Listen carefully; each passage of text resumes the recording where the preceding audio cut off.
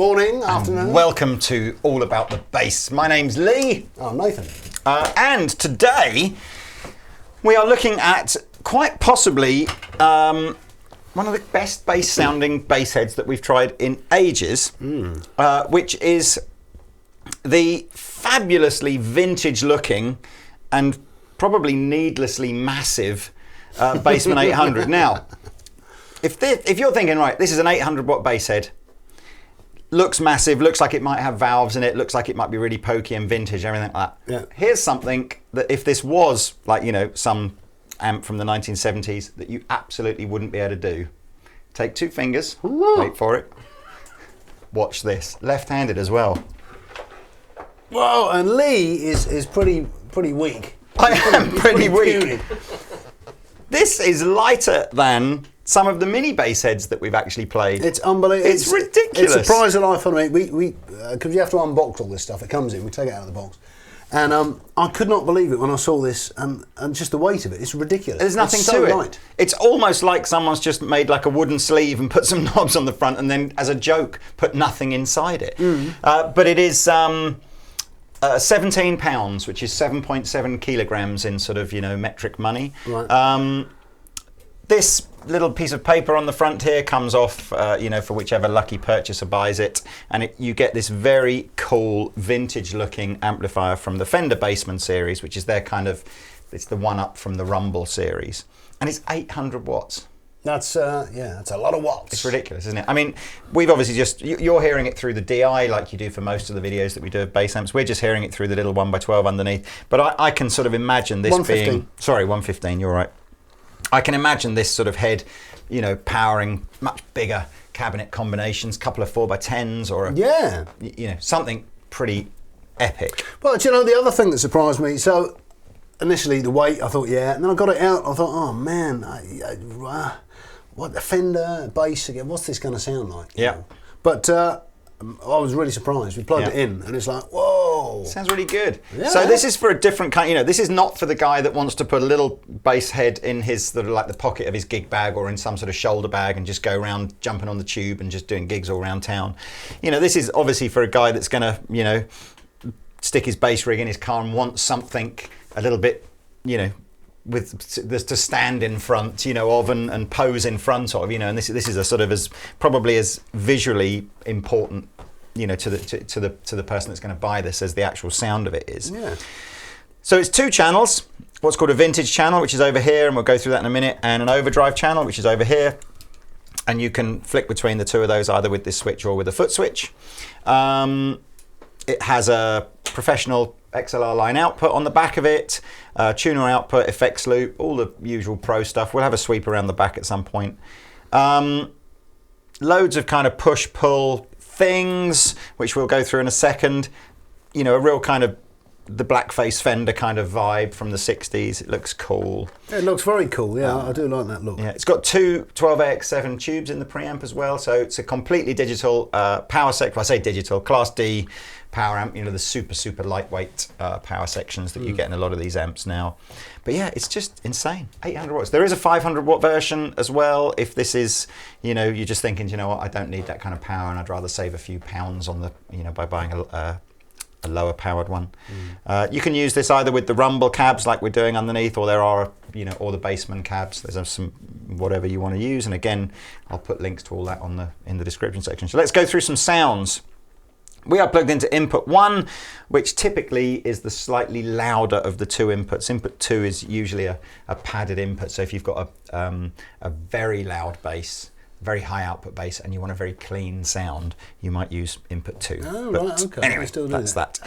So let's just go through the vintage channel first. So, well, bass-wise, just to let you yes. know, we're using a Fender Jazz Bass Deluxe, right? Nice, yeah. Yeah, so that's pretty cool.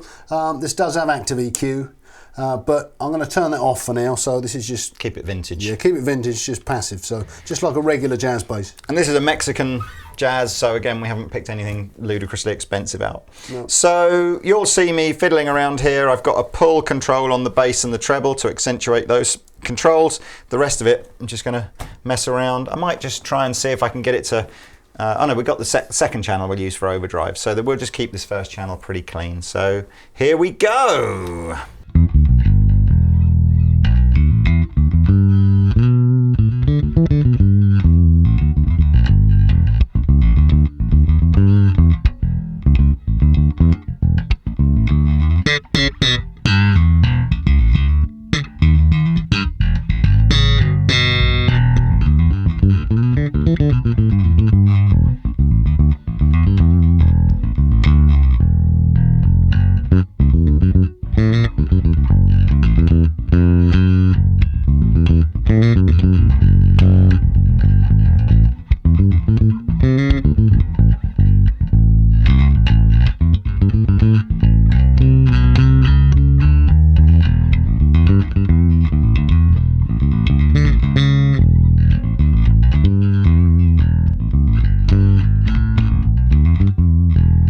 Super clean, you know, funky. Clean, yeah.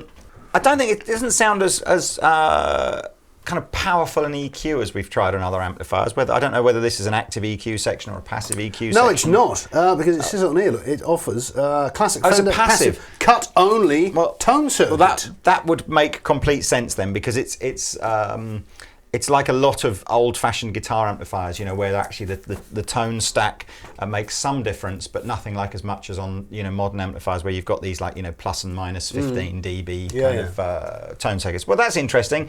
So some people will like the fact that what I like about sort of passive tone circuits tends to be that it's quite difficult to dial in a bad sound, because almost whatever you do, you don't massively alter the character of the amplifier. But of course, if somebody wants, you know, much more tonal control, you're not going to get that out of a passive EQ section. Mm-hmm. What have we got on the overdrive channel? Is that passive? Oh, right, so it becomes active on the overdrive so there's more circuit. like a sort of modern amp stage here.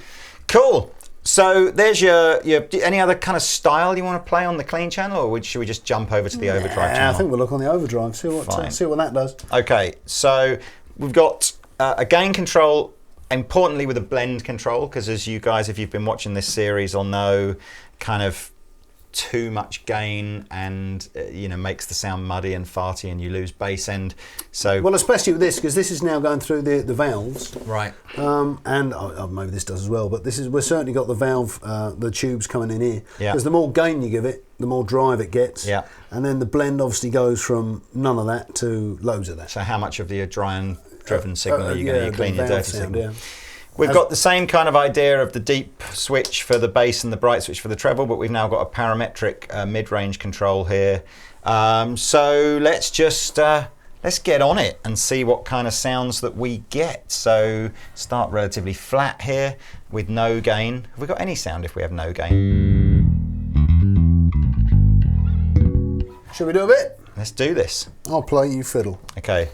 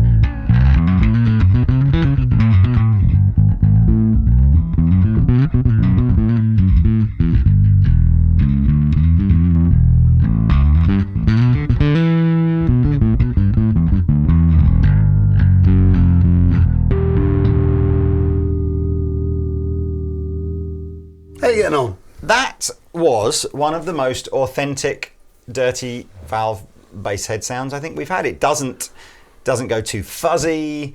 It doesn't go too mushy. So, you know, even with basically with the blend on 10 and the gain on, you know, wound up. So fundamentally we're just getting almost like 100% driven circuit. Just play it maybe with some pick style or something. Yeah. Play something, you know, you can imagine like some old dirty...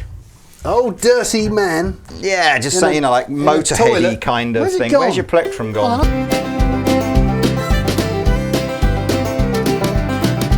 Right. So this is this kind of like really all the gain dialed, all the gain blended in, but with the gain on 8, you know. And as I said, I don't think that's even unusable even like that. So if you...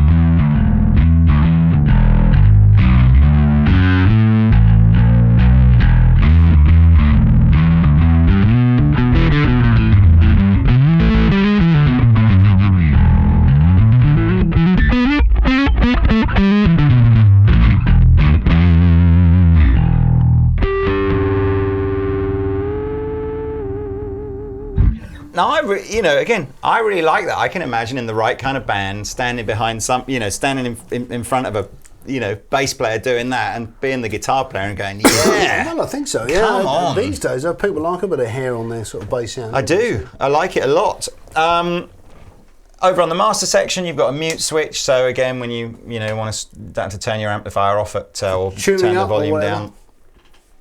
There is a tuner output, which I'm guessing the mute button still allows the tuner to work, but then of course a lot of people use tuners that mute the sound anyway, so that may or may not be necessary. You've got a peak light indicator, so you know if you're driving it too hard and perhaps you've got the EQ dialed in a bit too much, it's going to give you an indication as to when, you know, you might be reaching naughty levels. And there is a protect circuit as well, which will presumably stop the amplifier from completely overloading and blowing up. Did you notice also as well, I'm sure you did, the difference between an active EQ and a passive EQ? I mean, it's enormous amounts of additional or, you know, removal of various frequencies on this channel and relatively subtle on this channel, which is what we were sort of saying. Okay. Nice, simple demo, I think, this one, to be honest with you. There's not much else. Let's do some different styles. Play some more modern kind of, or not modern, I'll do it with slap, yeah, on the two different channels. Okay, so if we have clean... Keep this real clean. Yeah. And we'll see how that, yeah, obviously, you know, if somebody wants a versatile amp, they might want to do a bit of slap bass on it too. So we might be able to get a bit more bass end as well out of the... All right. Slap bass then on the vintage channel.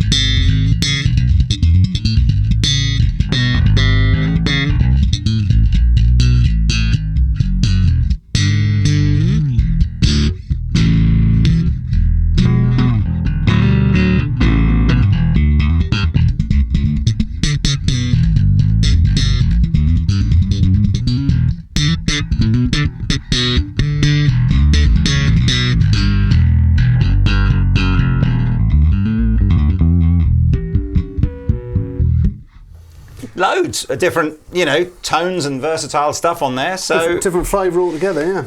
Thanks for watching the video. I appreciate that the last 10 or 15 minutes of your life has been thoroughly wasted, and all you've really been waiting for is to see whether or not I will get my Roland JD XI out again. Well, you're not disappointed. Here it is. Here it is. What have you got for us today, Lee? Yeah.